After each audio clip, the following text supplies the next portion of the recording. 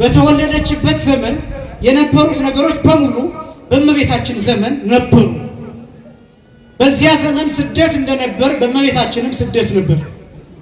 በዚያ ዘመን ግብጽ እንደነበሩ እመቤታችንም ወደ ግብጽ ተሰዳለች። በዚያ ዘመን ፈርዖን በመከራ ነው የተወለደችው። ስለዚህ እመቤታችን ስትወለድ ምን አሏት? ማርያም ብለው ጠሯት። ዘመንሽ ምንድን ነው? መራራ ነው ሲሉ ማርያም ብለው ጠሯት። ሚሪያም ብለው ጠሯት።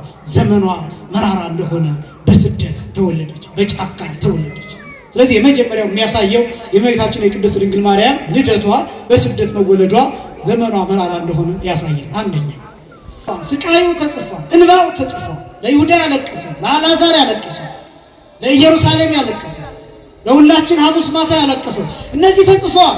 አንድም ቦታ ግን የደስታ ታሪክ አልተጻፈም። የእመቤታችንም እንዲሁ የቅዱሳንም እንዲሁ የነ ቅድስት አርሴማ የነ ቅዱስ ክርስቶስ ሰምራ የነዚህን ታሪኮች ስትመለከቱ የምታዩት መከራ ነው፣ የምታነቡት ስቃይ ነው፣ የምታነቡት መራራ ነገር ነው። የነ አቡነ ገብረ መንፈስ ቅዱስን ታሪክ ስትመለከቱ የምታነቡት ስቃይ ነው፣ ጦር ነው የምታነቡት፣ ጦር ነው የምታነቡት። ለምንድን ነው ሲባል መንግስተ ሰማያትን ለማግኘት በዚህ ዓለም ማዘን ማክበር አያውቅበትም። እናንተን ለማለት አይደለም። የኛ ትውልድ አጠቃላይ እኛ ያለንበት ጄኔሬሽን ማክበር አያውቅም፣ አያከብርም። እጁ ላይ ያለውን ወርቅ አያከብርም። እንደ ኩበት የሚቆጥር ትውልድ ነው፣ የሚያመክም ትውልድ ነው፣ እድሉን የማይጠቀም ትውልድ ነው። አሁን ትውልዱን እንደው እንዲህ እያልኩ ለመመጻደቅ አይደለም፣ ግን ደግሞ ያለንበት ዘመን ብዙ ጫና አለው ይታወቃል። ግን እንደዚህ ዘመን ብዙ እድሎች ያሉበት ዘመን የለም። እንደዚህ ዘመን ደግሞ በጎ እድሎች እየከሸፉ ያሉበት ዘመን የለም። ዓለም ላይ በጣም ሰርች የሚደረገው ጎግል ላይ መጥፎ ነገሮች ናቸው። እነዚህ የሚወጡ ጥናቶች የሚያሳዩት ናቸው። በጣም ብዙ ወጣት ሰርች የሚያደርገው በጣም ብዙ ወጣት ጎግል ላይ የሚፈልገው የትምህርት የዝማሬ የሚጠቅሙትን እውቀት ነክ ነገሮችን አይደለም። ሌላ አይምሮውን የሚያጠፋ ወደ ዝሙት የሚመራ ሰውነቱን የሚያሳጣውን ነገር ነው ሰርች የሚያደርገው። ስለዚህ በጣም እነዚህ የእውቀት ነክ ነገሮች አሁን ገና ጨለማ ናቸው። በጥቂት ፐርሰንት ነው ሰርች የሚደረጉት። በተለይም ደግሞ አፍሪካ፣ በተለይም ደግሞ ኢትዮጵያ።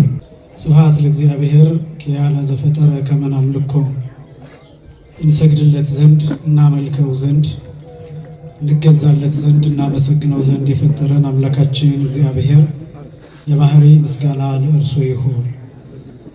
ስብሐት ለማርያም እመ አምላክ እግዝእትነ ወመድኃኒትነ መድኃኒታችን መመኪያችን ለምትሆን ለእናታችን ለንጽሕት ቅድስት ድንግል ማርያምን የጸጋ ምስጋና ለእርሷ ይሁን። ስብሐት ለመስቀለ ክርስቶስ ዕፀ መድኃኒት ኃይልነ ወፀወንነ ኃይላችን አምባችን መጠጊያችን ጋሻችን ለሚሆን በቀራንዮ ለተተከለ መድኃኒት ለሚባል ለክርስቶስ መስቀልም የጸጋ ምስጋና ለእርሱ ይሁን። ክቡር አባታችን ሊቀ ብርሃናት መምህር ቀሲስ ናሁሰናይ የዚህ ታላቅ ደብር ዋና አስተዳዳሪ፣ ክቡራን የዚህ ታላቅ ደብር አገልጋዮች፣ መምህራነ ወንጌል፣ ሰባክያነ ወንጌል፣ ሊቃውንተ ቤተክርስቲያን፣ ያሬዳውያን አባቶች፣ ቀሳውስትና ወንድሞች ዲያቆናት፣ እንዲሁም ዘማሪያን፣ እንዲሁም የደብሩ ሰንበት ትምህርት ቤት መዘምራን፣ ክቡራን የእግዚአብሔር ልጆች አባቶች፣ እናቶች፣ ወንድሞች፣ እህቶች እንዲሁም ሕፃናት ሁላችሁም በልዑል እግዚአብሔር ስም እንደምን ዋላችሁ? እንደምን ዋላችሁ? እንደምን አመሻችሁ?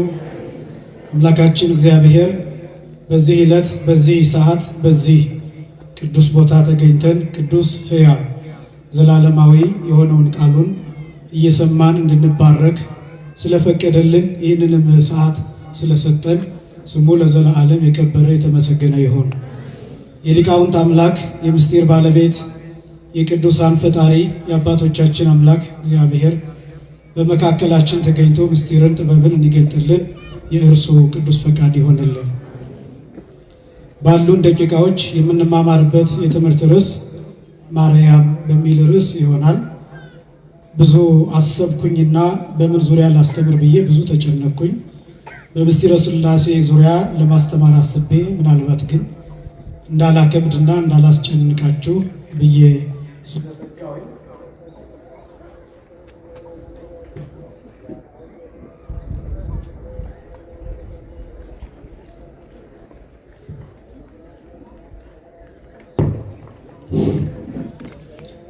ምስጢረ ሥላሴን ብንማር ሊከብድ ይችላል ብዬ ስላሰብኩኝ በእርግጥ ያው ብዙ ጊዜ ይከብዳል እየተባሉ የምንተዋቸው ትምህርቶች ጋብ እየፈጠሩ እንደሆነ ይሰማኛል። አምስቱን አዕማደ ምስጢር ማስተማር እየፈራን ለእናንተ ይከብዳችኋል እያልን በዚህ ምክንያት እየተው ነው። አሁን በጣም እንግዳና ባዕድ እየሆነ እንደሚሄድ ይሰማኛል። ምናልባት እሱን በሌላ መልክ በስልጠና በሰንበት ትምህርት ቤት በሌላም ጊዜ ሳምንታዊ ተከታታይ በሆነ ትምህርት መሰጠት የሚችል ነው ብዬ ስላሰብኩኝ ይህንን ርዕስ መርጫለሁ። ግን ይህንን ርዕስ ስመርጥ ማርያም በሚለው ዙሪያ ለማስተማር ስመርጥ የነገውን በዓል ምክንያት በማድረግ ብዙዎቻችን ሳናውቀው ሳናስበውም የሚያልፍ በዓል አለ። ነገ ሰኔ 8 ቀን የነገው የሰኔ 8 ቀን በዓል በሊቃውንቱ አጠራር በዘአንቅዓ ማየ ወልዳ ተብሎ ይጠራል። ልጇ ውሃን ያመነጨበት የሚል ታሪክ የሚተረክበት ነው። ሰኔ 8 ቀን የስደት ታሪክ የእመቤታችን የቅድስት ድንግል ማርያም የመከራና የስቃይ ታሪክ የሚነገርበት የሚተረክበት በስደቷ ወቅት እሷም የተጠማችበትና ልጇም ጌታችን መድኃኒታችን ኢየሱስ ክርስቶስ በሕፃንነቱ ውሃ የተጠማበትና በዚህ ምክንያት ተአምራት የተገለጠበት ዕለት ነው የነገው። ዋዜማ ላይ ስለሆንን ማርያም በሚል ርዕስ አጠቃላይ ከእመቤታችን ከቅድስት ድንግል ማርያም ስም ጋር የተገናኙትን ነጥቦች ማሳየት ስለፈለግኩኝ በዚህ ምክንያት በዚህ ርዕስ እንድንማማር ፈለግኩኝ። ግን የኔ ፍላጎት ብቻ ሳይሆን የእግዚአብሔር መንፈስ ቅዱስ ፈቃድ ይሆንልን። እንደ መነሻ ከመጽሐፍ ቅዱስ ሐሳብ ውጪ ርዕስ ማድረግ ስለማይገባ እንደ ስብከት ዘዴው ማለት ነው የቅዱስ ሉቃስ ወንጌል ምዕራፍ 1 ቁጥር 27 ላይ ያለውን ቃል መነሻ ማድረግ ስላለብን የቅዱስ ሉቃስ ወንጌል ምዕራፍ 1 ቁጥር 27 ላይ የድንግሊቱ ስም ማርያም ነበረ የሚል ይህንን ቃል መነሻ እናደርገዋለን። ለምንድን ነው ይህንን የተናገርኩት? ማርያም ነበረ በሚል ማርያም የሚለውን ቃል አንስተን እኛ በዚህ እንነጋገራለን። በድጋሚ እግዚአብሔር መንፈስ ቅዱስ ምስጢርን ጥበብን እንዲገልጥልን የእርሱ ቅዱስ ፈቃድ ይሆንልን። በመጽሐፍ ቅዱስ እመቤታችንን ጨምሮ ማርያም የሚባሉ 7 ሴቶች አሉ። ምናልባት በደንብ ካጠናን እርግጠኛ ያልሆንኩበት ስላለ ወደ 8 ማርያሞችን አጠቃላይ ልናገኝ እንችላለን። ይህ በመጽሐፍ ቅዱስ ብቻ ነው። በሌሎች መጽሐፍት በስንክሳር በአዋልድ መጽሐፍት የተጻፉ ማርያም የሚባሉ በጣም ብዙ አሉ። እነ ማርያም ግብፃዊት ያሉ። እኔ ግን በደንብ ትኩረት እንድታደርጉበት የምፈልገው ይሄ ስም ለ2 ሴቶች ሲሆን የተለየ ትርጉም አለው። ማርያም የሚለው በዋናነት 2 ሴቶችን ሲመለከት የተለየ ድንቅ እና የሚገርም ምስጢር አለው። የመጀመሪያ ማርያም ተብላ የተጠራችዋ ሴት ለመጀመሪያ ጊዜ የሙሴ እህት ማርያም ናት። ማርያም የሚለው ሲተረጎም ያው የኛ ሊቃውንት ትርጉም እንመጣበታለን። በዕብራይስጥ ቋንቋ 2 ቃል ነው፣ ማር እና ያም የሚል ነው። ማር ማለት መራራ ማለት ነው። ያም ማለት ዘመን ማለት ነው። ትርጉሙ ቀጥታ የዕብራይስጥ ትርጉሙ። አለቃ ኪዳነ ወልድ ክፍሌ የሚባሉ ሊቅ ለሃይማኖት አይጠቀሱም፣ ለቃላት ለቋንቋ ይጠቀሳሉ፣ ለግዕዝ ይጠቀሳሉ፣ ለዕብራይስጥ ይጠቀሳሉ። መዝገበ ክፍል መዝገበ ሰዋስው የሚል የኪዳነ ወልድ ክፍሌ መጽሐፍ አለ። እዛ ላይ ማርያም የሚለውን ሲተረጉሙ ሚር ማለት ማር ማለት መራራ ማለት ዘመን መራራ ማለት ነው። ማር ሚር ማለት ያም ማለት ደግሞ ዘመን ማለት ነው ብለው ይተረጉሙታል። ስለዚህ አንድ ላይ ማርያም ማለት ዘመኗ መራራ የሆነ የሚል ትርጉም ይሰጣል። ሕይወቷ መራራ የሆነ፣ እድሜዋ መራራ የሆነ፣ ኑሮዋ መራራ የሆነ የሚል ትርጉም ይሰጣል።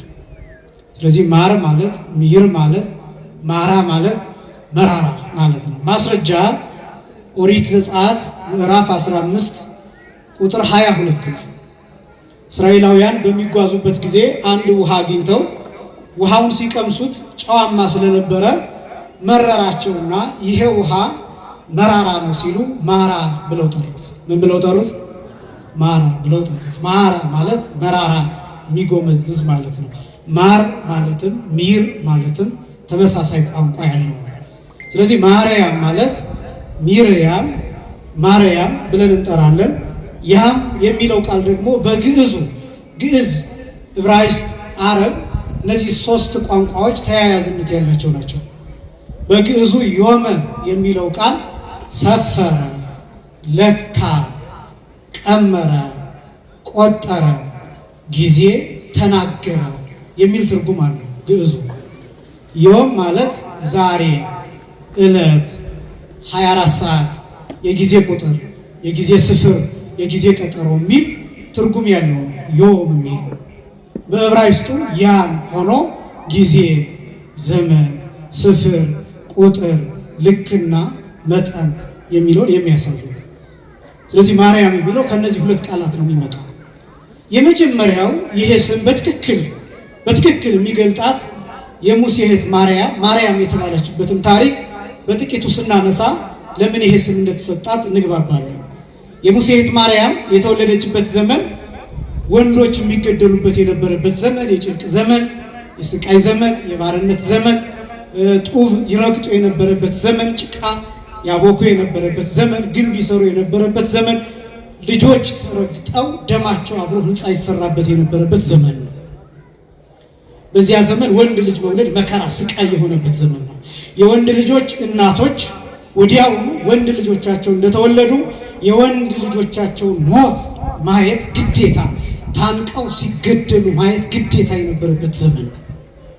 እስራኤላዊነት ጥያቄ ምልክት የገባበት ዘመን፣ የእግዚአብሔር ሕዝብ መባል መከራ እንዲቀበሉ የነበረበት ዘመን፣ ዮሴፍ የተረሳበት ዘመን ነበር። ያ ዘመን ዮሴፍ የተረሳበት ዘመን መጽሐፍ ቅዱሱ የሚገልጠው ኦሪት ዘጸአት ምዕራፍ 1 ከቁጥር 3 ጀምሮ ስትመለከቱ መከራው እንዴት እንደሚጀምር ሲያሳይ በዚያ ዘመን ዮሴፍን የማያውቅ ንጉሥ በግብፅ ተነሳ ብሎ ነው የሚገልጠው። ዮሴፍን የማያውቅ ዮሴፍ ለግብፅ ውለታ የዋለ ነው። ዮሴፍ ግብፅን ከረሃብ የታደገ ነው። ዮሴፍ ለትውልድ የደረሰ ብልሃተኛ ሆኖ ጥበበኛ ሆኖ ከእግዚአብሔር ጥበብን ተቀብሎ ሀገር የታደገ ለሌላው ሀገር የተረፈ ግብፅ በበጎ ታሪክ እንድትነሳ ያደረገ ነው ዮሴፍ። የ7 ዓመትን ረሃብ በጥጋብ እንዲያልፉት ያደረገ የፈርዖንን ህልም የተረጎመ ብቻ ሳይሆን ያየውን ህልም ወደ ጥሩ የቀየረ ነው ዮሴፍ ማለት ለግብፅ ባለውለታዋ ነው። መከራው ሲጀምር ግን ዮሴፍን የማያውቅ ንጉሥ ተነሳ።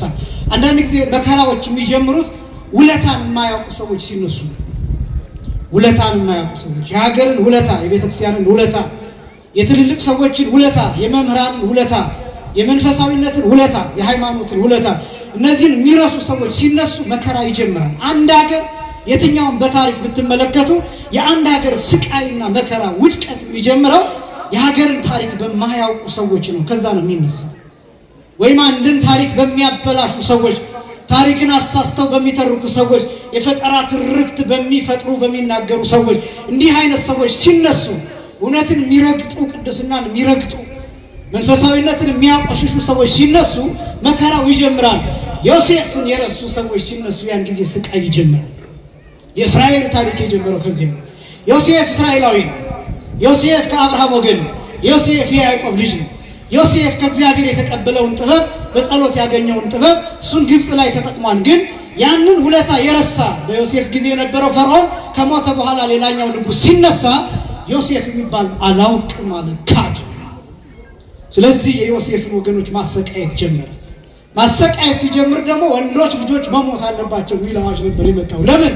እየበዙ ነው፣ እየተራቡ ነው። ስለዚህ ወንዶቹ ይሞቱ፣ ያሉት የሚወለዱት ብቻ ሳይሆን ያሉት በስራ ጉልበታቸው እንዲያልቅ፣ እንዲሸማቀቁ፣ ስነ ልቡናቸው እንዲሞት፣ ሞራላቸው እንዲላሽቅ፣ ወንድነታቸው አቅም እንዲያጣ፣ እንዲፈሰፈሱ፣ ደክሟቸው ሲሄዱ ከሚስቶቻቸው ጋር እንዳይገናኙ፣ ዘር እንዳይተካ፣ ትውልድ እንዳይቀጥል እንዲያደርጉ እንደዛ ነበር የተሰራው። እንዲህ አይነት ነገሮች አስተማሪዎች ናቸው። መጽሐፍትን ማየት፣ ቅዱሳት መጽሐፍትን መመልከት፣ ታሪክን ማየት፣ ታሪክን ማወቅና መረዳት በየዘመኑ ቤተክርስቲያን ላይ ሕዝብ ላይ ምን ይደረጋል የሚለውን ለማወቅ ይጠቅማል።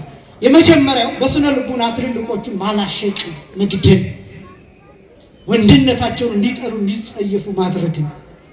የሚበሉት እንዳያገኙ ብሎኬት እየተሸከሙ ውለው ማታ ሲገቡ ጎመን እንዲቀርብላቸው ከዛስ ደክሟቸው እንዲውሉ እንዲያድሩ ከዛስ ትውልድ እንዳይተካ ዘር እንዲቋረጥ ማድረግ ነው። ከዚህ አልፎ ትውልድ ከተተካስ ታፍኖ እንዲገደል ማድረግ። ይሄ ነበር በዘመኑ የነበረው ንጉሥ ዓላማ። በዚህ ዘመን ነው ማርያም የተገኘችው። ስለዚህ በዛ ዘመን ለነበሩት እናቶች ወንድ ልጅ መውለድ ስቃይ ነው። እንዳሁኑ አልትራሳውንድ የለም። ምን እንደሚወለድ አይታወቅም። ምናልባት እናቶቻችን በልምድ ሲራገጥ ምናምን ወንድ ነው እንዲህ ነው ብለው ከሚገምቱት ውጪ ከዛ ውጪ ሴት ይሁን ወንድ ይሁን አይታወቅም። ስለዚህ የዛን ጊዜ እናቶች የሚያስጨንቃቸው ምጡ ሳይሆን ምን እንወልዳለን የሚለው። ያን ጊዜ ወንድ ልጅ መውለድ ሞት እንደ መውለድ ነው፣ ጉድ እንደ መውለድ ነው፣ ስቃይ እንደ መውለድ ነው፣ መከራ እንደ መውለድ ነው።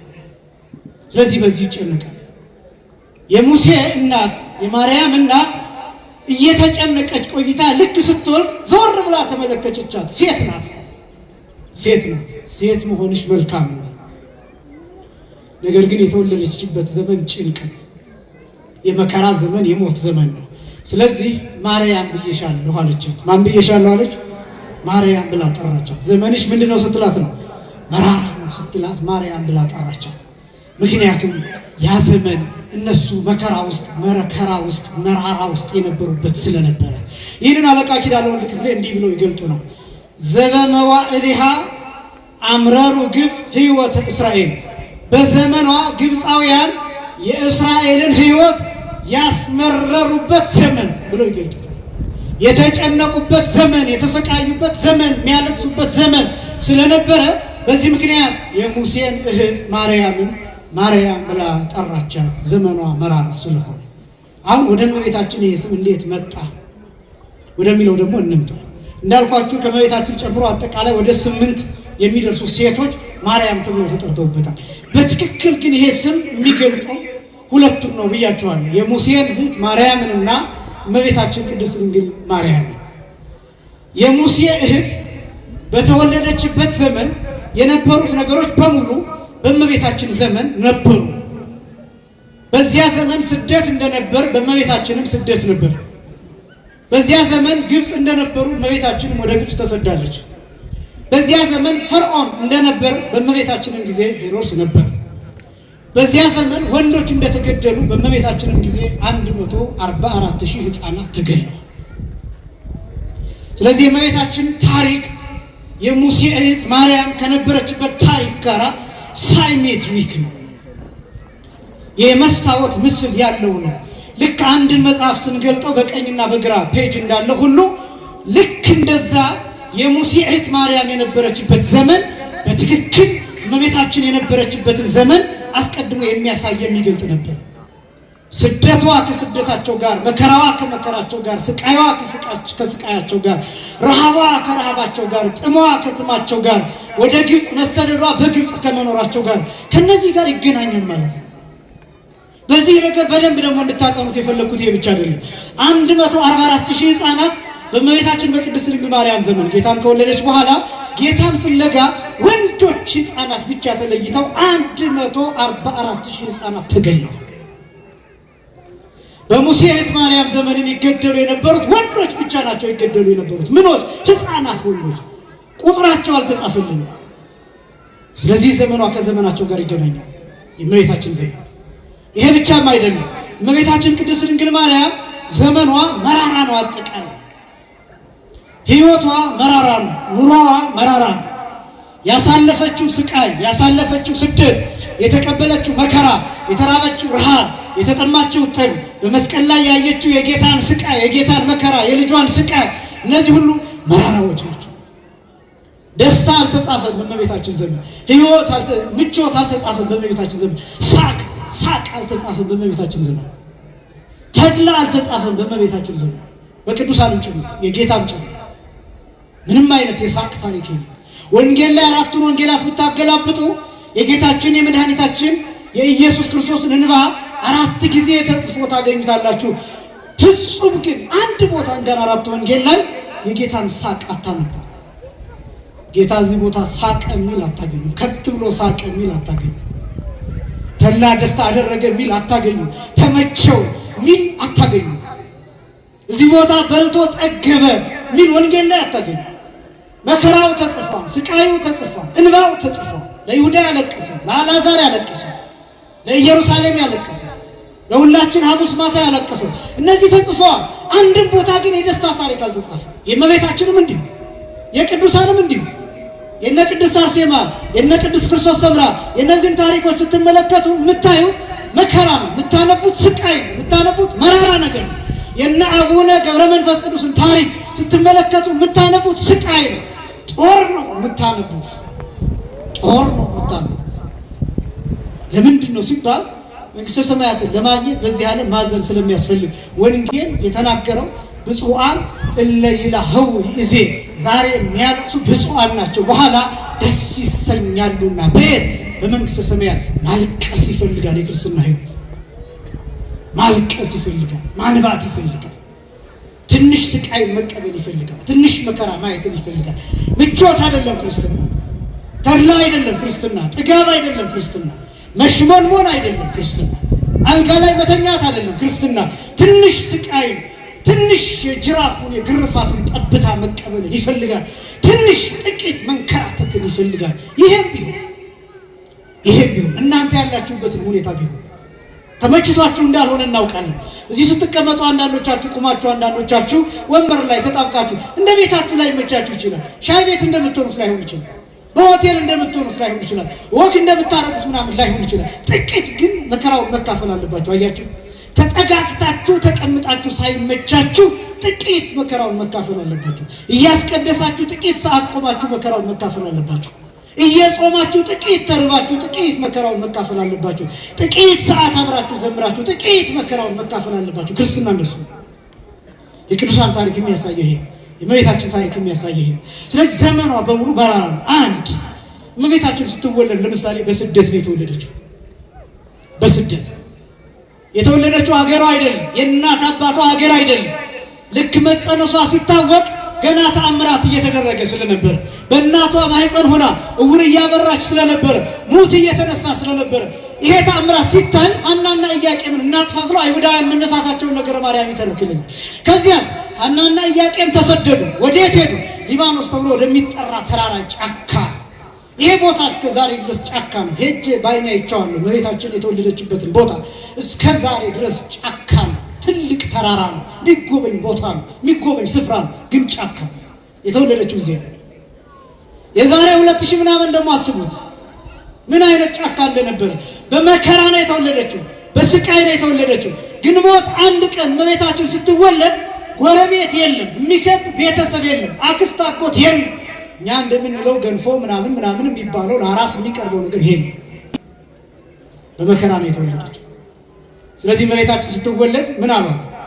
ማርያም ብለው ጠሯት። ዘመንሽ ምንድን ነው? መራራ ነው ሲሉ ማርያም ብለው ጠሯት። ሚርያም ብለው ጠሯት። ዘመኗ መራራ እንደሆነ በስደት ተወለደች፣ በጫካ ተወለደች። ስለዚህ የመጀመሪያው የሚያሳየው የእመቤታችን የቅድስት ድንግል ማርያም ልደቷ በስደት መወለዷ ዘመኗ መራራ እንደሆነ ያሳያል። አንደኛ። ሁለተኛ እመቤታችን የተወለደችው ብቻ አይደለም፣ የወለደችው ተሰዳ ነው። የወለደችው ምን ብላ ነው አልኳችሁ? ተሰዳ ነው። ከመውለዷ በፊትም እንዲያውም በመጽነሷ ጊዜም ተሳዳለች። ከመጽነሷ አስቀድማም ከነበረችበት መቅደስ ተሳዳለች። ይህ ሁሉ ማርያም የሚለው ስም ያሳያል። ማር ማለት መራራ ማለት ነው። ያም ማለት ዘመን ማለት ነው። ማር ማለትም ማለት ነው አልኳችሁ፣ መራራ። ያም ማለትም ማለት ነው። ስለዚህ በአንድ ላይ ዘመኗ ምን ማለት ነው? መራራ የሆነ ማለት ነው። ስቃይ የሞላበት ማለት ነው። ይህንን ማሳየት ያስፈልገው ለምንድን ነው መሰላችሁ? አንዳንድ ነገሮችን ከስር ከመሰረቱ ካልተረዳን ቅዱሳንን ማክበር አንችልም። በነገራችን ላይ በተለይ የእኛ ትውልድ አንዳንድ ነገር ካልሰማ ማክበር አያውቅበትም። እናንተን ለማለት አይደለም። የእኛ ትውልድ አጠቃላይ እኛ ያለንበት ጄኔሬሽን ማክበር አያከብርም። እጁ ላይ ያለውን ወርቅ አያከብርም። እንደ ኩበት የሚቆጥር ትውልድ ነው። የሚያመክን ትውልድ ነው። እድሉን የማይጠቀም ትውልድ ነው። አሁን ትውልዱን እንደው እንዲህ እያልኩ ለመመጻደቅ አይደለም። ግን ደግሞ ያለንበት ዘመን ብዙ ጫና አለው ይታወቃል። ግን እንደዚህ ዘመን ብዙ እድሎች ያሉበት ዘመን የለም። እንደዚህ ዘመን ደግሞ በጎ እድሎች እየከሸፉ ያሉበት ዘመን የለም። ለምሳሌ እውቀት የምትመለከቱ አሁን ሙሉ ኢንሳይክሎፒዲያ ውስጥ ተገብቶ ማንኛውም የተፈለገው ነገር ይመጣል። ግን ዓለም ላይ በጣም ሰርች የሚደረገው ጎግል ላይ መጥፎ ነገሮች ናቸው። እነዚህ የሚወጡ ጥናቶች የሚያሳዩት ናቸው። በጣም ብዙ ወጣት ሰርች የሚያደርገው በጣም ብዙ ወጣት ጎግል ላይ የሚፈልገው የትምህርት የዝማሬ የሚጠቅሙትን ዕውቀት ነክ ነገሮችን አይደለም፣ ሌላ አይምሮውን የሚያጠፋ ወደ ዝሙት የሚመራ ሰውነቱን የሚያሳጣው ነገር ነው ሰርች የሚያደርገው። ስለዚህ በጣም እነዚህ የዕውቀት ነክ ነገሮች አሁን ገና ጨለማ ናቸው። በጥቂት ፐርሰንት ነው ሰርች የሚደረጉት። በተለይም ደግሞ አፍሪካ፣ በተለይም ደግሞ ኢትዮጵያ ምንም መመጻደቅ አያስፈልግም። በጣም የብዙ ዘመናት ታሪክ እንተርካለን፣ የ2000-3000 ዓመት ታሪክ ብለን። አሁን ግን ታሪካችን የሚያሳየው እሱን አይደለም። ታሪካችን አሁን ወደድንም ጠላንም የጥቂት 10 ዓመታት ታሪክ ነው። እሱም በቴክኖሎጂ የተጠለፈ ነው፣ በዲጂታል ዓለም የተጠለፈ ነው። ስለዚህ ዕውቀታችን ገለባ እየሆነ ነው፣ ብዙ ነገር እያጣን ነው። ስለዚህ ድሎቻችን እንዴት መጠቀም እንዳለብን ማወቅ አለብን። ይሄ ትውልድ ይሄ ብቻም አይደለም። በነገራችን ላይ ወደፊት የሚመጣው ዘመን ምን እንደሆነ ታውቃላችሁ? ይሄን እናንተ የነበራችሁበትን ሁኔታ ለሌላ ብትናገሩት አሁን ማንም አያምናችሁም። ለልጆቻችሁ ድሮ እኮ ጉባኤ ሂደን በጣም ብዙ ሆነን እንማር ነበር ብትሉ ማንም አያምናችሁም። ምክንያቱም ከሆነ ጊዜ በኋላ ይሄ ታሪክ ይዘጋል፣ ይሄ ምዕራፍ ያበቃል። ጉባኤ ተሰብስቦ መማር ከሆኑ ዓመታት በኋላ እሱ ያልቃል። ብዙ ጊዜ ላለው ይሄ ምናባዊ ዓለም ውስጥ እየገባን ስለሆነ ሰዎች ላይቭ ሊከታተሉ ይችላሉ። በዙም ሊሆን ይችላል ጉባኤው፣ በዩቲዩብ ሊሆን ይችላል፣ በቲክቶክ ሊሆን ይችላል። ሰዎች ከዚህ እየቀነሱ ስለዚህ ቀጥታ ትምህርቱ ኦንላይን ይሆናል፣ በአካል መገኘት ይቀር። እኔ የምፈራው ወደፊት በኦንላይን አቁርሙን የሚለው እንዳይመጣ ነው። ምክንያቱም ሂደታችን የሚያስቅ አይደለም። ይሄ በነገራችን ነው ሂደታችን እንደዛ ስለሆነ ዘመኑን አውቆ ክርስቲያን ማለት እንደሱ ቀድሞ ዘመኑን የሚረዳ ማለት ነው፣ ዘመኑን የሚያውቅ ማለት ነው። ስለዚህ እነዚህ ወደፊት አሁን ያለንበት ሁኔታ ወደፊት ምን እንደሚሆን ታውቃላችሁ? ወደ ተረትነት ይቀየራል። ለትውልዱ ስትነግሩት ወደ ተረትነት። ድሮ እኮ ዋልድባ በእግራችን ሂደን ገዳም ተሳልመን እንመጣ ነበር ብትሉት በእግራችሁ ዋልድባ ድረስ ይህን ያህል ተጉዛችሁ አረው ሸት ነው ያላምን ይላችኋል። ለምን? እሷ ያውቀውማ እሷ ያውቀው። ለእኛ ትውልድ የድንግል ማርያምን ታሪክ መተረክ የሚከብደው ለዛ ነው። ለእኛ ትውልድ በኃጢአት በመነውር በብዙ ነገሮች ውስጥ ላለ ትውልድ ጻድቁ አባታችን አቡነ ገብረ መንፈስ ቅዱስ አሞራ መጥቶ አይናቸውን አፍርጦ ውሃ ጠጥቶ እስኪሄድ ድረስ ሳይሰሙት በተመስጦ ይጸልዩ ነበር ብትሉት ተረት የሚመስለው ለምን እንደሆነ ታውቃላችሁ? እሱ አንድ ሰከንድ ወደ እግዚአብሔር አይኑን መወርወር ስለማይችል። ፊልም የሆነ እንደሆነ አይኑን ብታወጡት አይሰማም። ኳስ ጨዋታ የሆነ እንደሆነ አይኑን ብታወጡት አይሰማችሁም፣ አያያችሁም። የሚወደው ነገር የሆነ እንደሆነ የሚወደው ጌም የሆነ እንደሆነ 1 ሰዓት 2 ሰዓት ቢቀመጥ አይሰለቸው። ጸሎት የሆነ እንደሆነ ይጨንቀዋል። ትምህርት የሆነ እንደሆነ ይጨንቀዋል። ወንጌል የሆነ እንደሆነ ይጨንቀዋል። ስለዚህ የአቡነ ገብረ መንፈስ ቅዱስን ታሪክ ብትተርከው አይገባም። ለምን? እሱ አያውቀው። ለዘመን መቅረብ ይፈልጋል። የአብነት ትምህርት ቤትን መከራ ለእናንተ ብንነግራችሁ አይገባችሁ። ምክንያቱም አታውቁት። የሸተተ እንጀራ እንደሚበላ ብንነግራችሁ አታምኑ። ምክንያቱም አታውቁት። ጦም እንደሚታደር ብንነግራችሁ ሊገርማችሁ ይችላል። እንዴ የአብነት ተማሪ ለምን ጦሙን ያድራል ልትሉ ትችላላችሁ። ልክ ለሌላ ሀገር ቢርበው ኬክ አይበላም እንዲህ ያለች እንደሚባሉ ልክ እንደዛ ልትሉ ትችላላችሁ። ምክንያቱም አታውቁት። ስለዚህ መጽሐፍትን ማንበብ ይፈልጋል። በዚህ ዘመን ደግሞ በተለይ አብዝቶ የቅዱሳንን ታሪክ አብዝቶ መተረክ ይፈልጋል። ለምን? መንፈሳዊ ጋፕ እየተፈጠረ ስለሆነ፣ ክፍተት እየተፈጠረ ስለሆነ። ስለዚህ የድንግል ማርያምንም ስቃይ ማወቅ ይገባል። ስደቷ አጠቃላይ ሕይወቷ በስቃይ የተሞላ ስለሆነ በዚህ ምክንያት ማርያም የሚለው ይገልጣታል። ከመጽነሷ አስቀድሞ ተሰዳለች፣ ከቤተ መቅደስ ወጥታለች። አስደናቂውን ግን ልንገራችሁ።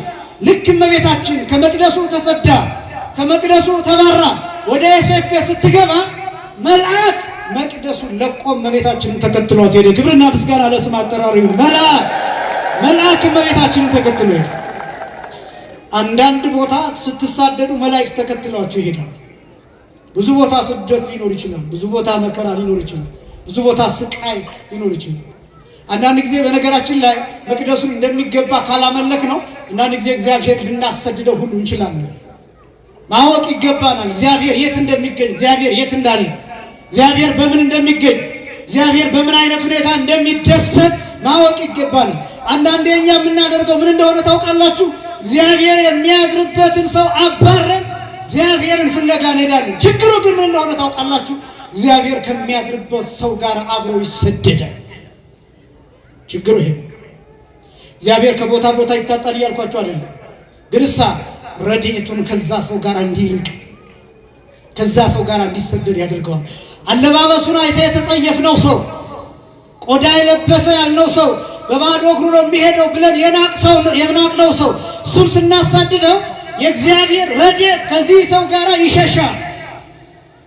ለዚህ ነው ጌታ ለሐዋርያት ሲነግራቸው ሰላም በሉ በምትገቡበት ቤት ሁሉ። ከዛስ ሰላም የሚገባው ሰው ካለ ከዚያ ሰላማችሁ ይደርበት፣ ከሌለ ግን ሰላማችሁ ወደ ራሳችሁ ይመለስ። ሰላም የሚገባው ሰው ከሌለ፣ የሚቀበል ሰው ከሌለ፣ የሚገባው ሰው ከሌለ፣ ከዚያስ ከተቀበሏችሁ ወንጌልን ስበኩ፣ ካልተቀበሏችሁስ ትቢያችሁን አራግፋችሁ ከዚያ ውጡ። እኔ ሁሌ የምፈራው ምንድነው መሰላችሁ? ኢትዮጵያ ውስጥ ትቢያቸውን አራግፈው የሄዱ ቅዱሳን እንዳይኖሩ። ያሳደናቸው ቅዱሳን፣ ትቢያቸውን ያራገፉ ቅዱሳን፣ የሸሹ ቅዱሳን፣ በቃ ትልልቅ ሰዎች የሁል ጊዜ ስጋት እሱ ነው። በነገራችን ላይ ይሄ በመንፈሳዊ ብቻ አይደለም፣ በስጋዊ እንዴ በቃ የትልልቅ ሰዎች እንዳይናገሩ አንደበታቸውን ዘግተናል፣ አፋቸውን ዘግተናል።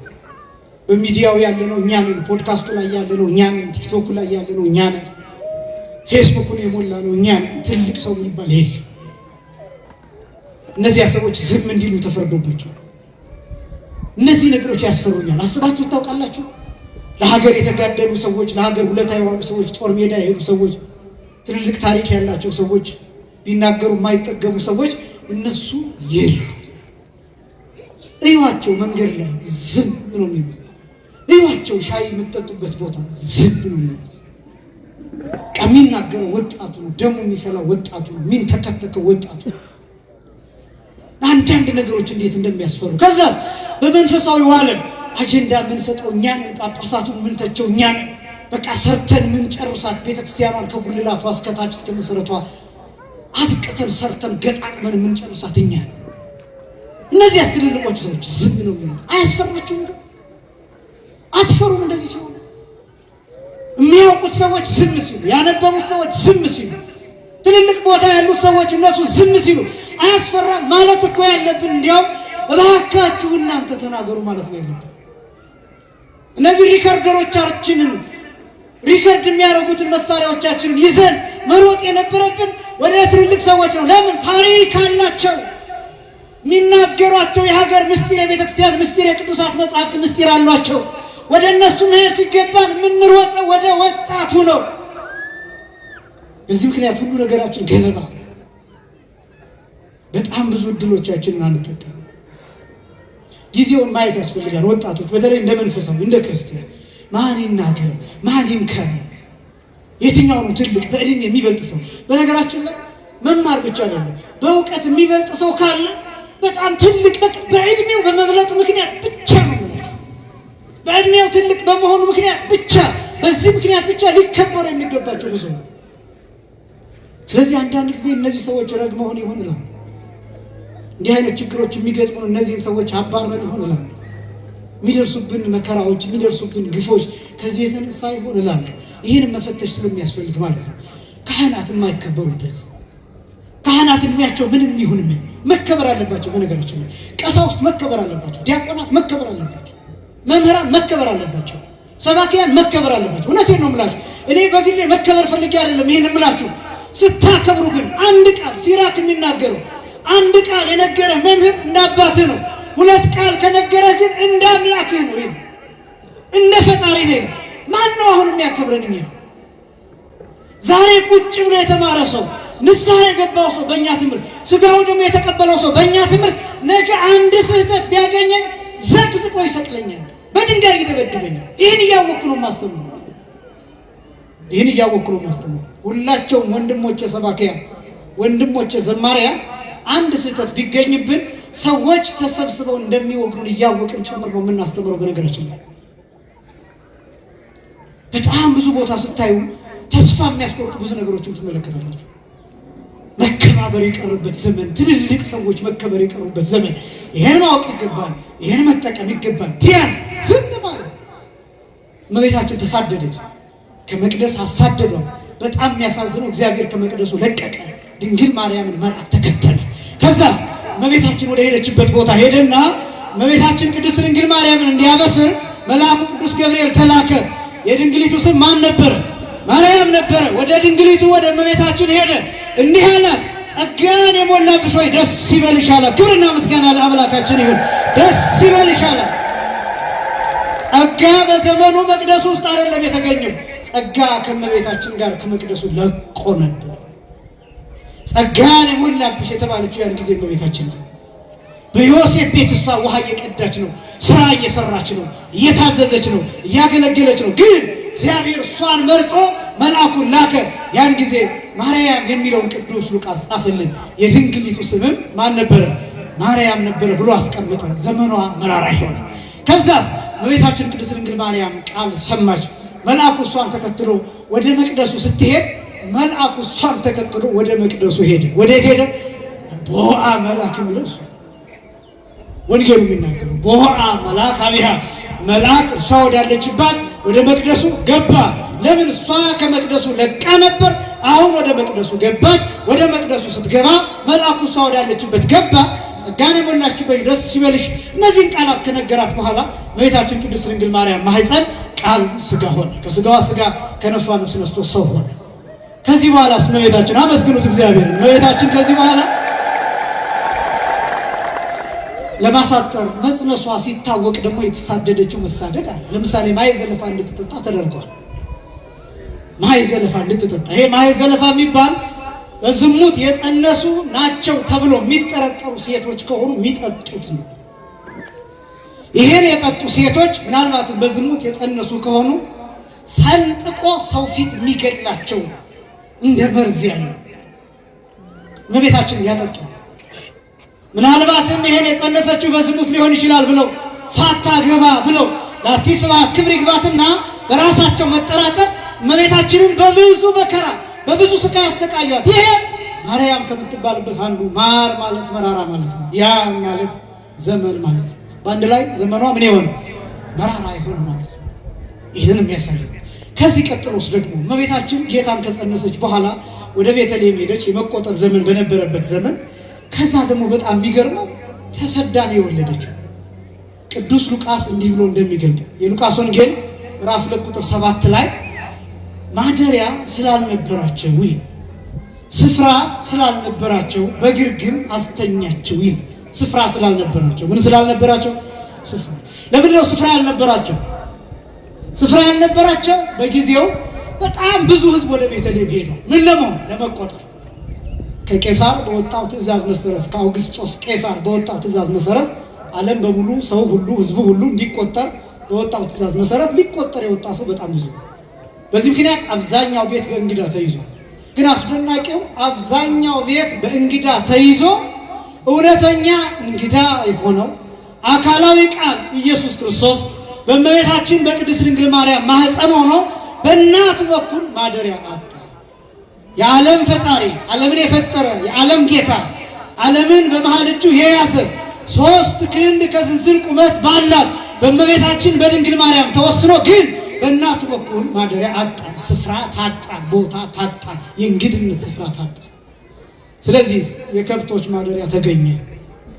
ዝም ብሎ የሚሸት ቦታ፣ ቆሻሻ ቦታ፣ እንደዛ አይነት ቦታ ተገኘ። አያችሁ፣ እመቤታችን ጸነሰች፣ ተሳደደች።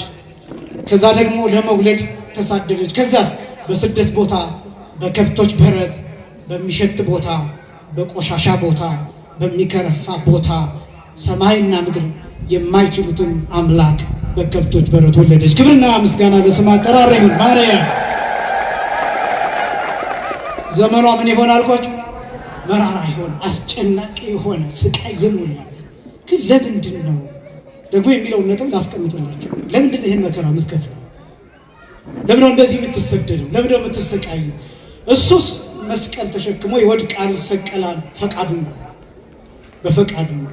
ለምንድን ነው ግን እናቱ እንዲህ የምትሰቃየው ቢባል በሴት በኩል ሊከፈል የሚገባው ዕዳ ስላለ፣ በሴት በኩል ሊከፈል የሚገባው ዕዳ ስላለ ዘመኗ መራራ የሆነ ስቃይ የሞላበት የሆነ ለምን በሴት በኩል የመጣ ወደ ዓለም የገባ ዕዳ አለ።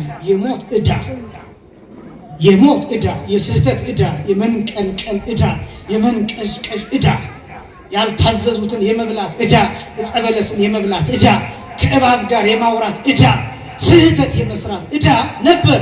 ይሄን ዕዳ እመቤታችን ትከፍለዋለች። ቅዱስ ዮሐንስ አፈወርቅ ሲናገር በሃይማኖተ አበው እንዲህ ይላል፣ ሀሎ ዕዳ ላዕለ ትዝምድ አንስቲ፣ ሴቶች ላይ ዕዳ ነበር ይላል። እስኪ ሴቶች ብቻ ይህንን ቃል በሉ። ሴቶች ላይ በሉ። ሴቶች ብቻ አትፈሩ።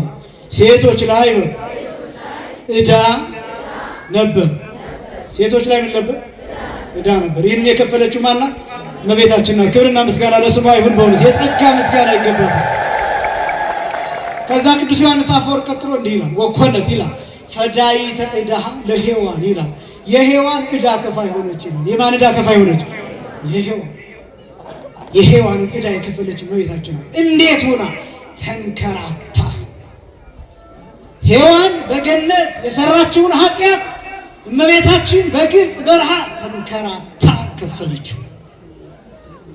ሔዋን በገነት አትብሌ የተባለችውን የበለስን ፍሬ በልታ የሰራችውን ኃጢአት እመቤታችን ገነት ላይ ሁላ አይደለም ተሰዳ በምድረ ፋይድ ተንከራታ፣ በአሸዋ ተጠብሳ፣ ተርባ ተጠምታ፣ ተሰድባ ተገፍታ፣ ውጪ ተብላ ተሳዳ፣ ልጇን አስላ ህብስተ ሕይወት ማየ ሕይወት የሕይወት እንጀራ የሕይወት ውሃ እየተባለ የሚጠራውን ክርስቶስን በትከሻዋ አዝላ ግን በአሸዋ ተጠበሰች።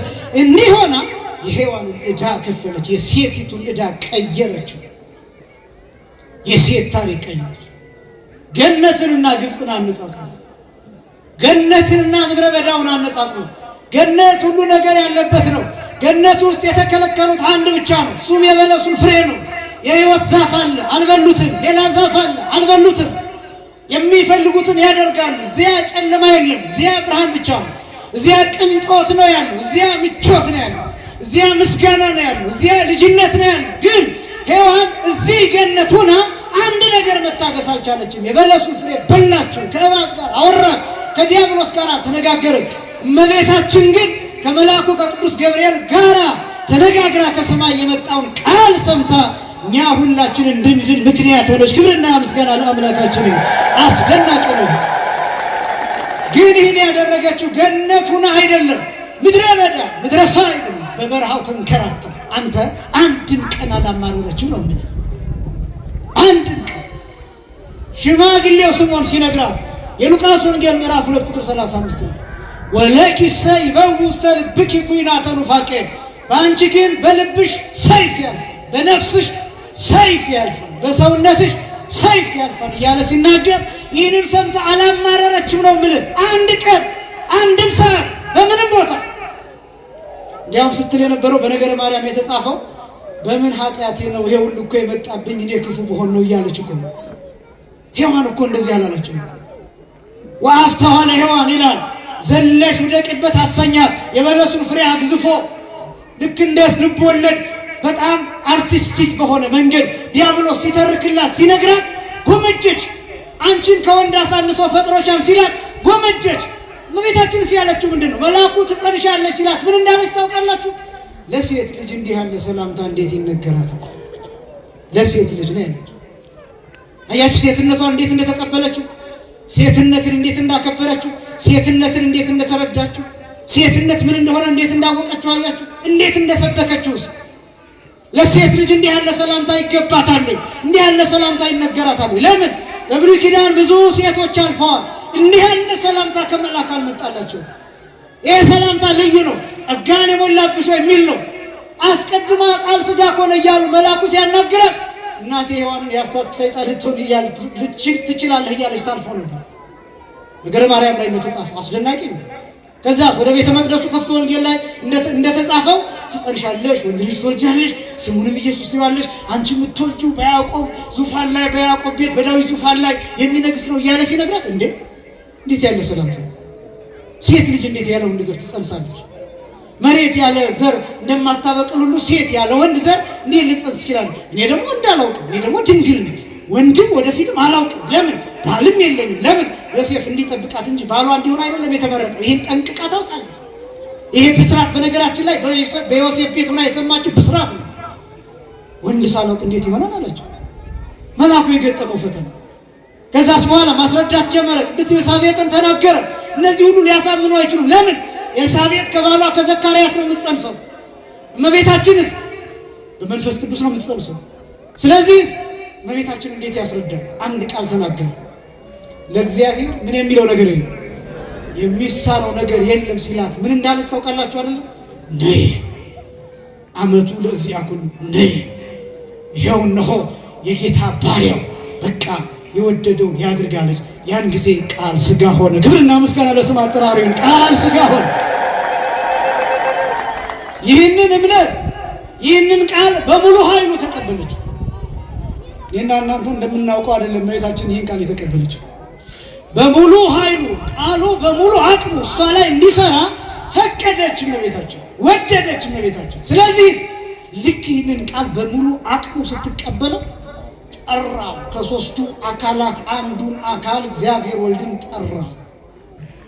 አካላዊ ቃል ከስጋዋ ስጋን ከነፍሷ ነፍስን ነስቶ ተዋሃደ። ከዚያስ ይህ የእመቤታችን እምነት የምእመናን ሁሉ መሪ ሆነ። ቅዱስ ቄርሎስ እንዲህ ብሎ እንደተናገረው ወኮነት መራሂተ ለሃይማኖት አባይ፣ ለታላቁ ሃይማኖት መሪ ሆነች። ማርያም ማለት መንግስተ ሰማያት መርታ የምታስገባ ተብሎ የሚተረጎመው ሁለተኛው ይሄ ነው። ክብርና ምስጋና ለስም አጠራሩ ይሁን ያምላካቸው። በጣም አስደናቂ። ማር ማለት መራራ ማለት ነው። ያም ማለት ዘመን ማለት ነው። ማርያም ማለት ዘመኗ ምን የሆነ ማለት ነው? መራራ የሆነ ማለት ነው። ወደ ስደቷ ደግሞ መጣሉ ጥቂቱን አሳየን። ከዛ ቀጥሎ ደግሞ ጌታን ስትወልድ ተሰዳ ወለደች አልኳችሁ። በግርግም ወለደች አልኳችሁ። በከብቶች በረት ወለደች አልኳችሁ። ከዛስ በኋላ ከወለደች በኋላ እንደገና ጌታን ይዛ ወደ ግብፅ መሰደድ ነበረበት። ይሄ ታሪክ የትኛውን ክፍል ያሳያል? በብሉይ ኪዳን የነበረውን የእስራኤልን ስደት ታሪክ የሚያሳይ ነው። በአዲስ ኪዳን የብሉይ ኪዳኑን አንጻር የምናጠናበት ማለት ነው። የማቴዎስ ወንጌል ምዕራፍ 2ን ሙሉን ብታጠኑት ኦሪት ዘጸአት ነው ይጠናል። በነገራችን ወጣቶች በተለይ የማቴዎስ ወንጌል ምዕራፍ 2 ኦሪት ዘጸአት ተብሎ ይጠናል። የኦሪት ዘጸአት ትርጉም ያለው የማቴዎስ ወንጌል ምዕራፍ 2 ላይ። ኦሪት ዘጸአት ማለት የመውጣት ሕግ ማለት ነው። ይሄ የመውጣት ሕግ ትርጉም ቀጥታ የምታገኙት ከዮሴፍ ታሪክ ጀምሮ ከሙሴ ታሪክ ጀምሮ የእስራኤልን ጉዞ ቁልጭ አድርጎ የሚያሳያችሁ የአዲስ ኪዳን ክፍል የማቴዎስ ወንጌል ምዕራፍ 2 ምዕራፍ 2 ፈርዖንን ታገኛላችሁ ብሉይ ኪዳን ላይ። እዚህ ላይ ሄሮድስን ታገኛላችሁ። እዚያ ሙሴን ታገኛላችሁ ኦሪት ዘጸአት ላይ። እዚህ ደግሞ የማቴዎስ ወንጌል ምዕራፍ 2 ላይ ጌታን ታገኛላችሁ። ኦሪት ዘጸአት ላይ ማርያም የሙሴን እህት ታገኛላችሁ። የማቴዎስ ወንጌል ምዕራፍ 2 ላይ እመቤታችንን ታገኛላችሁ። ኦሪት ዘጸአት ላይ የመልአኩን ታሪክ ሙሴ ጫማውን ያስፈታውን ትመለከታላችሁ። የማቴዎስ ወንጌል ምዕራፍ 2 ላይ እናቱንና ልጁን ይዘህ ሽሽ የሚል የመልአኩን ቃል ታገኛላችሁ። ወዴት እንደሚሄዱ እዛ ላይ ይገልጣል ኦሪት ዘጸአት። የማቴዎስ ወንጌል ምዕራፍ 2 የት ደርሰው እንደተመለሱ ይገልጥላችሁ። አንዳንድ ጊዜ መጽሐፍ ቅዱስን ስታጠኑ ኮምፓራቲቭሊ እያነጻጸራችሁ ብሉይ ኪዳን አዲስ ኪዳን የት ተተርጉሟል፣ የቱ ጋር ተመሳሳይ ነው እያላችሁ ብታጠኑት በአንድ ጊዜ ብሉይ ኪዳኑንም አዲስ ኪዳኑን የሚያጥራት ብቃት ይኖራቸው። ስለዚህ የማቴዎስ ወንጌል ምዕራፍ 2 እነዚህን ይገልጣል። ከዛ ደግሞ ወደ ግብፅ መሰደዳቸው እነዛኞቹ በግብፅ መሆናቸውን ያጠይቃል። እንዳልኳቸው አስቀድሜ እዚያ ህፃናት ወንዶች መገደላቸው የማቴዎስ ወንጌል ምዕራፍ 2 144,000 ህፃናት መገደላቸውን ያሳያል። የማቴዎስ ወንጌል ምዕራፍ 2 ላይ ያለው ኦሪት ዘጸአት ላይ ራሔል ስለ ልጆቹ ያለቀሰችውን ለቅሶ በቀጥታ የማቴዎስ ወንጌል ምዕራፍ 2 ላይ በስም ጠቅሶ ራሔል ስለ ልጆቹ አለቀሰች የሚለውን ታሪክ ይነግራቸው። እነዚህን ታሪኮች ታገኛላችሁ። ያ ስደት በእመቤታችን ይደገማል። ያ ህዝብ ሲሰደድ ልብ በሉ፣ ያ ህዝብ ሲሰደድ ከ20 ዓመት በላይ የነበሩ ሲቆጠሩ 600,000 ናቸው ይላል። ስንት ሺህ ናቸው? 600,000። እዚህ ግን የተሰደዱት እመቤታችን፣ ዮሴፍ 2፣ ጌታ 3፣ ሰሎሜ 4 ሆኖ መሰደዳቸውን ይገልጣል። ነገር ግን እመቤታችን ቅድስት ድንግል ማርያም በጀርባዋ ያዘለችው ጌታ ሁላችንን ተሸክሞ መስቀል ላይ የሚደቅ ስለሆነ ሁላችን በዚህ ስደት ተወክለን። ስለዚህ እመቤታችን ህዝብ ይዛ ነው የተሰደደችው። እኛን በጀርባዋ አዝላ ነው የተሰደደችው። እኛን ተሸክማ ነው የተሰደደችው። እኛን ይዛ ነው የተሰደደችው። አያችሁ። ከዛስ ረሃቡ እሷ ላይ ያርፋል፣ ጥሙ እሷ ላይ ያርፋል፣ ስቃዩ እሷ ላይ ያርፋል። ስለዚህ ማርያም ተብላ ትጠራለች። በስደቷ ሁሉንም አልዘረዝርም፣ 4 ጊዜ ጽኑ ልቅሶ አልቅሳለች ብለው አባቶቻችን ያስቀምጣል። 4 ጊዜ። ስንት ጊዜ አልኳችሁ? 4 ጊዜ። ማርያም ማለት ማር ማለትን ማለት ነው አልኳችሁ። መራራ ያም ማለትን ማለት ነው አልኳችሁ። አንድ ላይ ዘመኗ ምን የሆነ መራራ የሆነ ማለት ነው። ትርጉሙ ይሄ ነው። ስደቷ 4 ጊዜ ጽኑ ልቅሶ ይላል። ጽኑ ልቅሶ ነው፣ ልቅሶ አይደለም ያልኳችሁ። ጽኑ ልቅሶ። ጽኑ ልቅሶ የሚባለው እንባዋ መንታ መንታ ሆኖ የወረደበት፣ ፊቷን ያቃጠለበት፣ የገሸለጠበት፣ አይኗን ያንጣጣበት። ለምሳሌ አንዱን ብቻ ይጠቅሳል። ቅዳሴ ማርያም ላይ ሁልጊዜ የምትሰሙት መጨረሻ ላይ ሀዳፌ ነፍስ የሚባለው ላይ አዘክሪ ድንግል አንብአ መሪረ ዘውህዘ እምአዕይንትኪ ዲበ ገጸ ፍቁር ወልድኪ ይላል። ድንግል ሆይ ከዓይንሽ በልጅሽ ፊት ላይ የፈሰሰውን መራራ የእንባ ጎርፍ ነው የሚል። የእንባ ጎርፍ አሳስቢ። ከዓይንሽ በልጅሽ ፊት ላይ፣ በልጅሽ ምን ላይ? ፊት ላይ። ልብ በሉ። ከዓይንሽ በልጅሽ ፊት ላይ ነው የሚለው። እንባዋ የፈሰሰው በልጇ ፊት ነው የፈሰሰው። አሁን የኔና የእናንተ እንባ ይፈሳል፣ እግዚአብሔርም ያየዋል። ልክ ነው፣ እንባችንን ይመልከትልን። ግን ደግሞ የኛ እንባ መጀመሪያ ዱብ የሚለው መሬት ላይ ነው። የእመቤታችን እንባ ግን መጀመሪያ የሚያርፈው የጌታ ፊት ላይ፣ የልጇ ፊት ላይ። ለምሳሌ አንዱ በትርጓሜው አንዱ ያለቀሰችበትን ሲገልጥ ጌታን ይዛ ስትሰደድ የሄሮድስ መምጣት ተነገራት ይላል። ዮሳ የአልዓዛር ልጅ የዮሴፍ ልጅ የዮሴፍ ልጅ በአልዓዛር መረጃ መሰረት እየሮጠ ሂዶ 40 ቀን ተጉዞ እመቤታችን የደረሰችበት ቦታ ይደርሳል እና በጣም እየተጣደፈ ሂዶ ወንዝ ዳር ውሃ እየጠጡ ያገኛቸዋል። እግሩን እያጠበች ሰሎሜ፣ እመቤታችን ደግሞ ሕፃኑን እያጠባች ሲያገኛቸው ይላል ትርጓሜው፣ እንደምን ዋላችሁ እንደምን አደራችሁ ሳይል እንደናንተ ያለ ባለጤና የለም፣ የሄሮድስ ጭፍሮች ታዘው እዚህ አፍንጫችሁ ስር ደርሰዋል፣ እናንተ ደግሞ እዚህ ተቀምጣችኋል ብሎ ይነግራቸዋል። እና ያን ጊዜ እመቤታችን ደነገጠች ይላሉ መተርጉሙ። ነገረ ማርያም ላይ ተጽፏል ታሪኩ። ያን ጊዜ ደነገጠችና ሕፃኑን ከሰሎሜ እጅ ተቀብላ ዘርግታው መሬት ላይ ዘርግታ እላዩ ላይ ሆና አለቀሰችበት ይላል። እጇን በእጁ ትክክል አድርጋ፣ አይኗን በአይኑ ትክክል አድርጋ፣ አፏን በአፉ ትክክል አድርጋ እላዩ ላይ ወድቃበት ከዚህ ሁሉ መከራ ላላድንህ ነው ወይ እኔ እንስሳት አራዊት የማይችሉትን መከራ የተቀበልኩ ብላ እላዩ ላይ እንባዋን አፈሰሰችው። ፊቱ ላይ ድንግል ሆይ ከዓይንሽ በልጅሽ ፊት ላይ የሚለው አንዱ ይሄ ነው። ደራሲው ሲናገር በሰቆቃው ድንግል አመፈርኖ ሄሮድስ ወአሊሁ ውስተ ደብረ ቁስቋም ይስሳ ሰሚዓ ድቀተ ቃለ ወልደ ዮሴፍ ሳ ማርያም ደንገጸት ወተሐውከ ኮርሳ ምደ ሰሎሜ ሶቢሃ ተመጠወት ለሮሳ ከመጥቅዩ አቁራ በልብሳይና።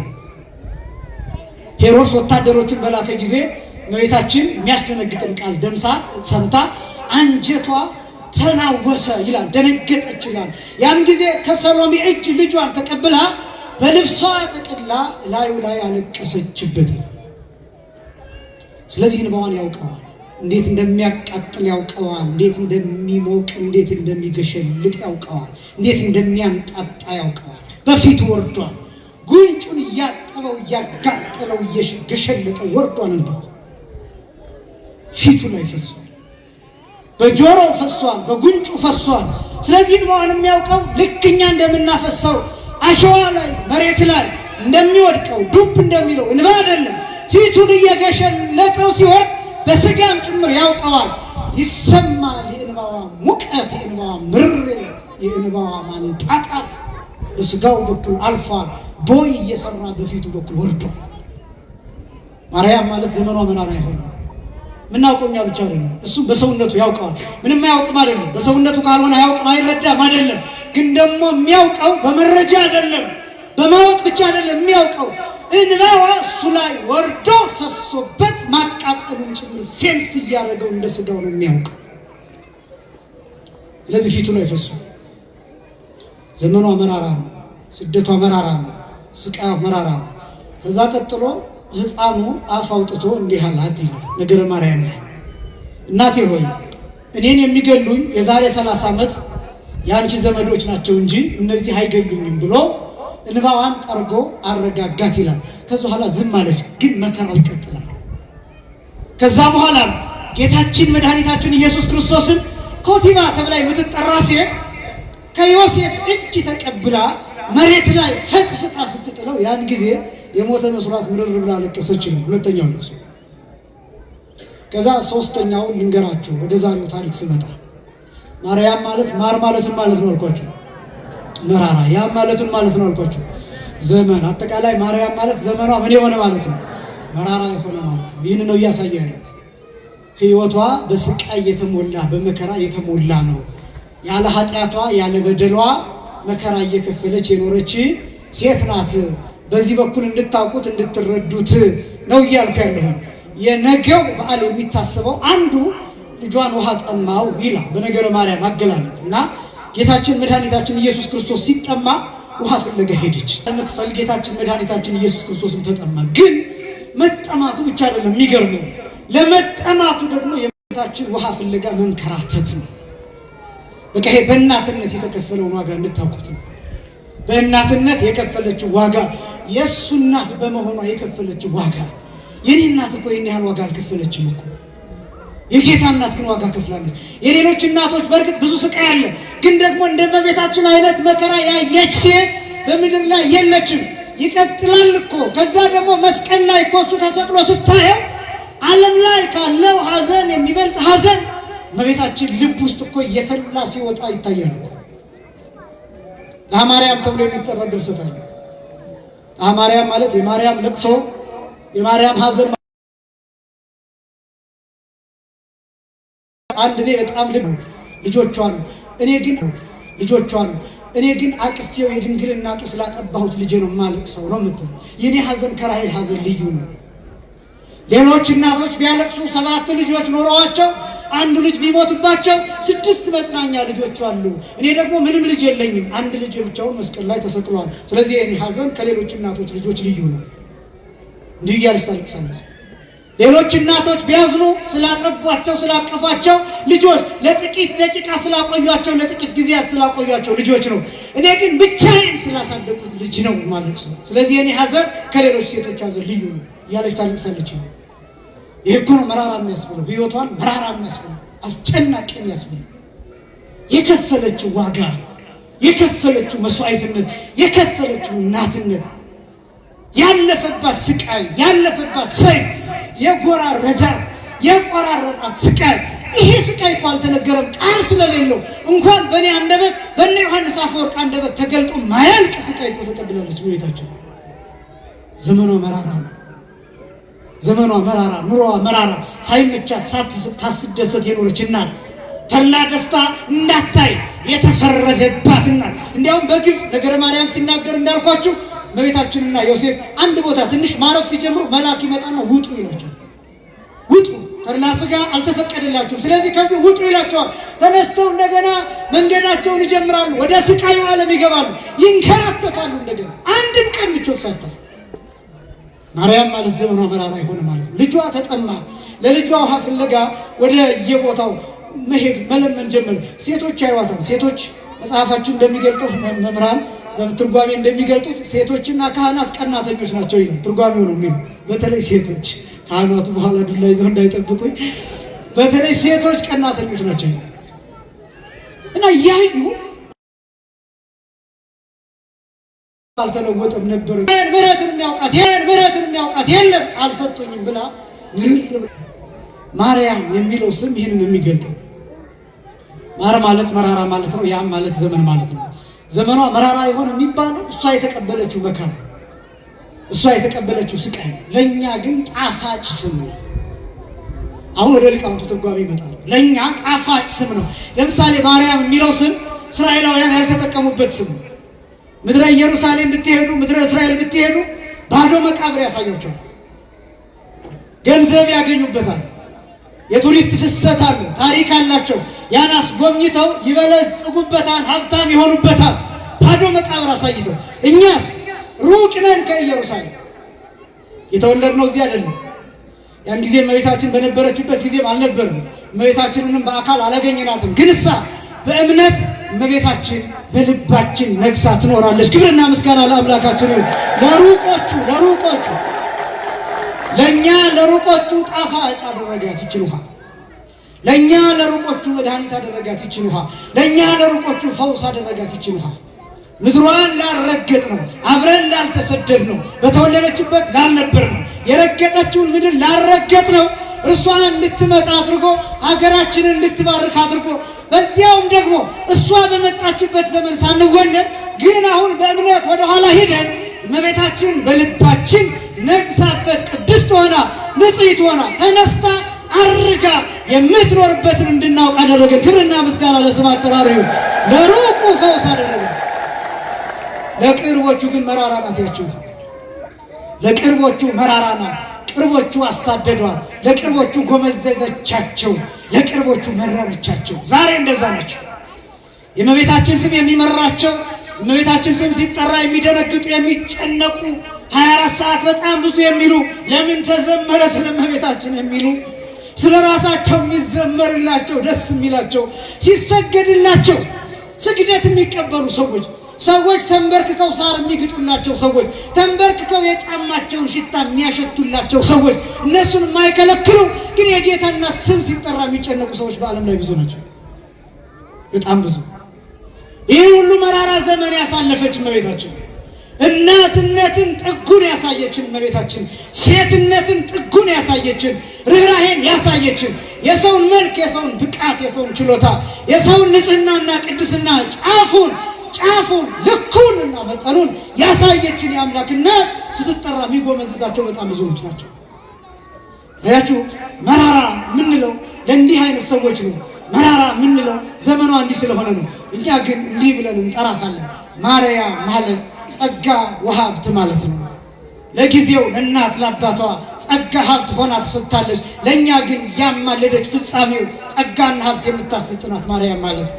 አንድ ማርያም ማለት ፍጽምት ማለት ነው። ለጊዜው መልክ ከደም ግባት የተፈጸመላት ናት። ፍጻሜው ግን ንጽሐ ሥጋ፣ ንጽሐ ነፍስ፣ ንጽሐ ልቡና የተፈጸመላት ናት። ስለዚህ ማርያም ማለት ፍጽምት ማለት ነው። አንድም ማርያም ማለት ልዕልት ማለት ነው። ሮም ማለት አርያም ማለት ልዕልት ከፍ ያለች የመጠቀች ማለት እንደሆነ ማርያምም ከፍጡራን በላይ ከፈጣሪ በታች ስለሆነች ማርያም ብለን እንጠራታለን። አንድም ማርያም ማለት መርህ ለመንግሥተ ሰማያት፣ መንግሥተ ሰማያት መርታ የምታስገባ ማለት ነው። ለምን? አስቀድማ እሷ በትንሣኤ በእርገት ከጌታ ጎን ተቀምጣለችና በዚህ ምክንያት ማርያም ብለን እንጠራታለን። መንግሥተ ሰማያት መርታ የምታስገባ ስለሆነ አንድም ማርያም ማለት ያም በሉ። ስለዚህ አንድ ላይ ማርያም እስኪ በሉ።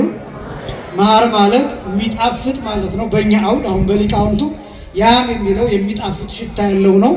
ማርያም ማለት ከገነትም ከምድርም ከሰማይም ከማንም ከፍጥረታት ሁሉ የሚመስላት የሌለ ጣፋጭ የሆነች ማለት ነው። ክብርና ምስጋና ለአምላካችን ይሁን። እመቤታችንን የሰጠ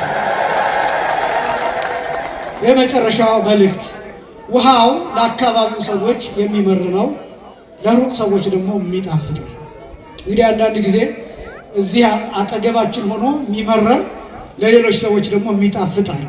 ይህንን መልእክት አስተላልፌ ይጨርሳል። ማርያም የሚለው ለእሷ የመከራ ስሟ ነው፣ ለእኛ ግን የሚጣፍጥ ስም። በነገራችን ላይ የእመቤታችን ብቻ ሳይሆን ኢየሱስ የሚለው ስምም እንዲሁ። ኢየሱስ ማለት ምን ማለት ነው? መድኃኒት ማለት ነው። መድኃኒትነቱ ግን ለእኛ እንጂ ለእሱ አይደለም።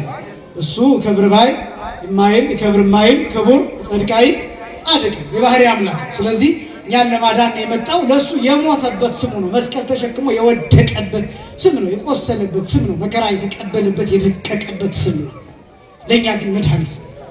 ማርያም የሚለው ስምም እንደዛ ነው። ለእሷ መከራ የተቀበለችበት ስቃይ ያየችበት የተንከራተተችበት ስም ነው። ለእኛ ግን ጣፋጭ ስም ነው። ስንወለድ እየሰማን የተወለድንበት ስም ነው። ከዛ በእንተ ማርያም መሐረነ ክርስቶስ፣ ስለ ማርያም ብለ ክርስቶስ ሆይ ማረን እያል የምንማጸንበት ስም ነው። ምልጃን የሚሰጥ ቃል ኪዳን ያለው የተለየ ጣፋጭ ስም ነው። ለእሷ ግን የመከራ ስም ነው። ልክ እንደዚሁ ሁሉ ይሄ የፈነጨው ውሃ ለአካባቢው ሰዎች የሚመር ነው፣ የሚጎመዝዝ ነው፣ በሽታ የሚሆን ነው። ለሩቅ ሰዎች ግን የሚጣፍጥ ነው። ቤተክርስቲያንን ውሰዱ፣ ልብ በሉ። ቤተክርስቲያን ለቅርብ ሰዎች የምትመር ለሩቅ ሰዎች ግን የምትጣፍጥ ናት። ዛሬ እቺ ቤተክርስቲያን ለሌሎች ተስፋ ነው። በውጭ ሀገር ያሉ ሰዎች ቤተክርስቲያንን እንዴት አድርገው እንደሚፈልጓት ልነግራቸው አልችልም። የ3 ሰዓት የ4 ሰዓት መንገድ ነድተው ቤተክርስቲያን ይሄዳሉ። ነፋስ እያወዛወዛቸው አንዳንዶቹ ባህር ተሻግረው በመርከብ ሄደው ቤተክርስቲያን ፍለጋ ይሄዳሉ። ልጆቻቸውን ይዘው በበረዶ እየተንገላቱ እየተንከራተቱ ቤተክርስቲያን ፍለጋ ይሄዳሉ። ስጋው ደግሞ ፍለጋ፣ ቅዳሴ ፍለጋ ይንከራተታሉ። በውጭ ሀገር ያሉ ሰዎች በቅርብ አገልግሎት አውሮፓ ውስጥ ነበርኩኝ። እንዴት ያሳዝናሉ! ቤተክርስቲያን ፍለጋ የሚንከራተቱ ሰዎች በ3 ወር አንድ ጊዜ የሚቀደስባቸው ቅዳሴ ብርቅ የሚሆንባቸው፣ ካህን ማየት ብርቅ የሚሆንባቸው፣ ካባ የለበሰ እንዲህ እንደኔ አይነት ሲያዩ መሬት ላይ ነው የምላቸው፣ የአውሮፓ ሰዎች ናቸው። መሬት ላይ ለጥ ብለው የኛን ጉልበት ካልሳምን የሚሉ ሰዎችን ታያላችሁ። የምድር ጫፍ ድረስ እጄ ይሄን አይቻለሁ። ጫማችን ላይ ወድቀው ጫማችንን አውልቀው ተንበርክከው የኛን እግር ያጠቡ ሰዎችን ያጠቡ ክርስቲያኖችን እነግራችኋለሁ። ከአቅማችን በላይ ሆኖ የኛን እግር አታጥቡም ብለን እባካችሁ ብለን በስላሴ ገዝተን እንኳን አልቅሰው በእንባቸው ጭምር ያጠቡን ሰዎች ይመሰክርላቸዋል። ቤተክርስቲያን አጠገባችን ሆና ቤተክርስቲያን ማን ይሳለን? ብዙ ሰዎች ነው። ስላሴ ካልሆነ ማን መጣ? ብዙ ሰዎች ነው። ጉባኤ ተጠርቶ ማስታወቂያ ተነግሮ ጓሯችን ቤተክርስቲያን ነው። በካህናት መካከል ሆነን የታሰረን ስንቶቻችን ነው? ንስሐ ያልገባችሁ ብዬ ብጠይቅ ብዙ ሰው ሊያፍር ይችላል። ግን ደግሞ ስንት ሰው እንዳለ ደግሞ እናውቃለን። ንስሐ አባት ጭራሽ የሌለው ንስሐ አባቱ ጓደኛ አድርጎ አብሮ ውስኪ የሚጠጣ ግን ንስሐ የማይገባ ስንት ሰው እንዳለ እናውቃለን። ከንስሐ አባቱ ጋር ድራፍት እየጠጣ ከንስሐ አባቱ ጋር የቅርብ ጓደኛ ስለሆነ ስርየተ ኃጢአት የሚያገኝ የሚመስለው ንስሐ የገባ የሚመስለው ብዙ ሰው እንዳለ እናውቃለን። በካህናት ተከበን የታሰርን ብዙዎች ነው። እነዚህ አህዮች ትዝ ይሏቸዋል። በሆሳዕና የተፈቱት አህዮች ታስረው የነበሩት በካህናት መንደር ነው። በካህን ተከበን የታሰርን፣ በቄስ ተከበን የታሰርን፣ በቤተክርስቲያን ተከበን ስጋው ደግሞ ያልተቀበልን፣ ወንጌል ዕለት ዕለት እየተነገረን ማንሰማ በጣም ብዙዎች ነን። ማንለወጥ በጣም ብዙዎች ነን። ካህናት በዙሪያችን፣ መምህራን በዙሪያችን ሆነው ማንጠይቅ በጣም ብዙዎች ነን። ህብስት እያለ የተራብን፣ ስጋው ደግሞ እያለ የተራብን፣ ድግስ እያለ የተራብን፣ የሚጠጣ እያለ ጉሮሯችን እስኪንቃቃ ድረስ የተጠማ ነፍሳችን ምን ትቀዘበዝ በጣም ብዙዎች ነን። አጠገባችን ያለው ስጋው ደግሞ የመረረን፣ አጠገባችን ያለው ክህነት የመረረን፣ አጠገባችን ያለው የቤተክርስቲያን ድምፅ ያስመረረን፣ ሌሎች ግን የሚፈወሱበት፣ አጠገባችን ያለው መራራ የሆነብን፣ ሩቆች ግን መጥተው እየጠጡት የሚጣፍጡበት፣ በጣም ብዙ ከሩቅ መጥተው እየተሳለሙ እየተፈወሱ የሚሄዱ፣ እኛ አጠገባችንን የቤተክርስቲያን ገዳም ማናውቅ፣ የሀገሪቱን ገዳም ማናውቅ በጣም ብዙዎች ነው። የአባቶቻችንን ቃል ኪዳን ያልተቀበልንበት ያላመንበት፣ ከሩቅ መጥተው ግን የተፈወሱበት የዳኑበት በጣም ብዙዎች ናቸው። በጓሮ ያለ ጸበል የቁርበት መንከሪያ ይሆናል እንደሚባለው አጠገባችን ያሉ የመዳኛ መንገዶቻችንን ቁርበት የነከርንባቸው በጣም ብዙዎች ነው። ስለዚህ አጠገባችን ያለውን ነገር እንመልከት። እጃችን ላይ ያለውን እንይ፣ መዳፋችን ላይ ያለውን እንይ። ጓሯችን ያለውን ቤተክርስቲያን ለጸሎት ለበረከት ለስጋው ደግሞ እንጠቀምበት። ሁልጊዜ መቀስቀስ፣ ሁልጊዜ ማስታወቂያ መስራት ይሄ ይቅር። ይሄ ነው የዕለቱ መልእክት። ጌታችን መድኃኒታችን ኢየሱስ ክርስቶስ ከእግሯ ስር ውሃውን አፈለቀ። ከዛም እመቤታችን ከዚህ ውሃ ጠጣች፣ እርሱም ጠጣ። ክብርና ምስጋና ለአምላካችን ይሁን። ዛሬም አምላካችን እያንዳንዳችን እግር ስር ውሃውን አፍልቆልናል። እርሱም ስጋው ደሙ ነው። ይህንን ስጋው ደሙ ከአለቱ የመነጨውን ከጌታ ጎን የመነጨውን ከመስቀል የተሰጠንን የጌታን ስጋና ደም በልተን ጠጥተን ረክተን እንድንኖር የመንግስቱ ወራሾች እንድንሆን የአምላካችን እግዚአብሔር ቅዱስ ፈቃድ ይሆንልን። ያስተማረን የአባቶቻችን አምላክ እግዚአብሔር ይክበር ይመስገን። የእመቤታችን አማላጅነት ከሁላችን ጋር ይሁን። ስብሐት ለእግዚአብሔር።